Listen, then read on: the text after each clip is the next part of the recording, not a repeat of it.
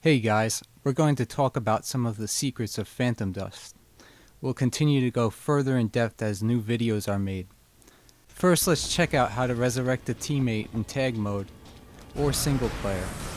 Our friend JD has volunteered to be knocked out.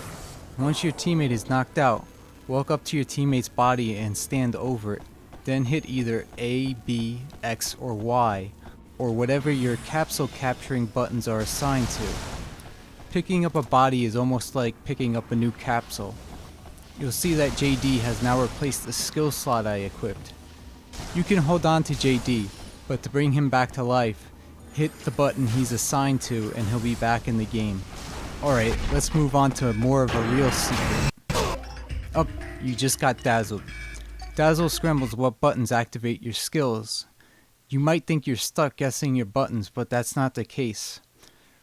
Remember how pushing on the D-pad showed what skills equipped on each button does? Well, if you press up, down, left, or right, it will show you what your buttons have actually been assigned to. So I pushed down first, and it shows that A will do Gust, the same button. Lucky me. I push down, now A will do My Dazzle, X will do Annoying Gift, and Y will do Gust. Well, here's another trick. If you want to avoid that stun animation of Dazzle and you're using a jumper, jump into it when you're shot. It'll throw you into a mostly invulnerable state and it'll buy you time to see what your buttons got scrambled to. If you play as a jumping character, it's important that you use their jump to jump into erase, stun, and attack moves when you don't have a shield and can't find a way to dodge the attack. Stun a person with Dazzle and then follow up with another attack while they're stuck in the stagger animation. Alright, the next secret is about the 3 special jumping skills known as Skywalk, Levitate, and Demon's Wing. You'll see that Skywalk lets you stay in the air for quite a while, but if you want to drop earlier than the skill lasts, just hit the same button you hit to use Skywalk and you'll see your character drop down sooner. You see this with Levitate too. You can stay in the sky for a little while, or you can shorten your trip down to the ground. And now Demon's Wing works like Skywalk except it turns you invisible. And like it, you can drop to the ground by hitting the button that just activated Demon's Wing. So now when you want to walk around invisibly on the ground, you can do so. We might as well look at some tricks you can use to reveal your opponent when they're invisible.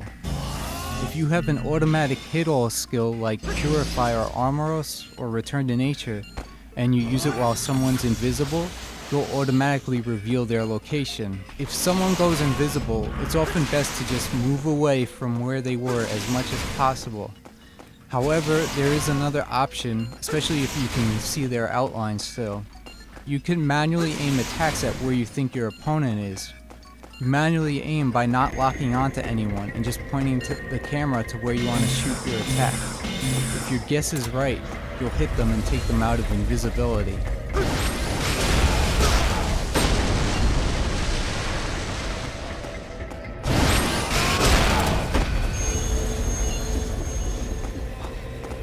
Now we're going to talk about a noob trap with arsenal cases and aura regeneration. When you make your arsenal, you can buy cases that are able to use 1, 2, or 3 schools on them. Although a 3-school case sounds like the best one, most people don't realize that a 3-school arsenal regenerates aura more slowly than a single or 2-school case. A 3-school case regenerates aura at a 30% slower rate than a 2-school arsenal does. A 1-school arsenal case regenerates aura at a rate of about 25% faster than a 2-school case.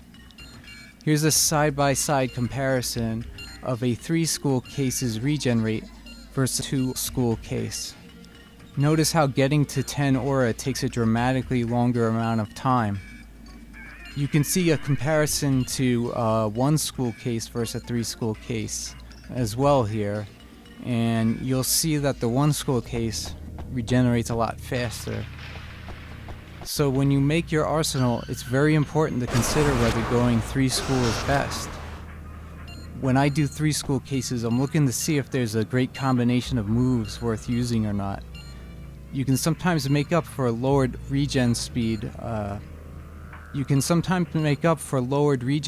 by mostly using low-cost skills. 2 school cases often get the job done, but sometimes 3 schools do give you worthwhile options.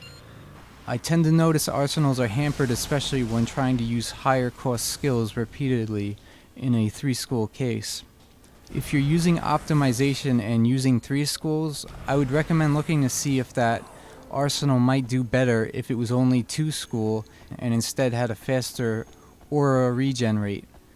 Even certain optimization arsenals can do better as 2 school ones, like arsenals using aura cannon or ricochet laser ones for panorama, because you can do it more quickly.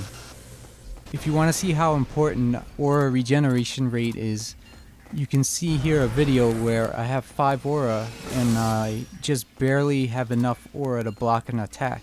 If the case I used in this match was a 3 school one, I would have been nailed by the Sign of Saints.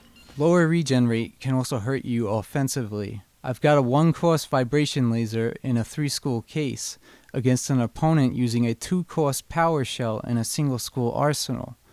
I have 3 aura right now and he has only 5 aura total, so you would think my 3rd vibration laser would overwhelm him. You'll see that I keep firing at him, and by the time the 3rd shot rolls around, he can block it again. And I do run him out for a split second and cartwheels, but he still manages to gain another 2 aura to block my shot again. And then he managed to pick up an eraser so that my vibration laser did 0 damage.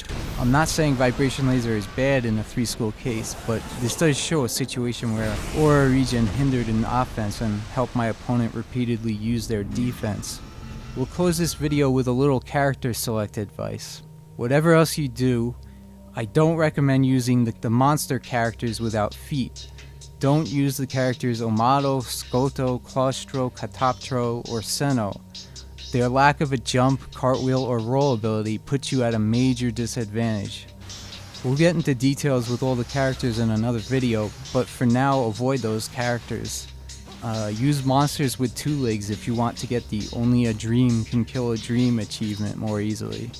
If you like the video and want to see more, let me know. If you think I should be focusing on other subjects, also let me know. If you want to see and read more about in-depth strategy and tricks, check out my guide in the link, or you can subscribe to know when a new video is put out. Also check out the site phantomdusted.com for all sorts of things on the game and the community.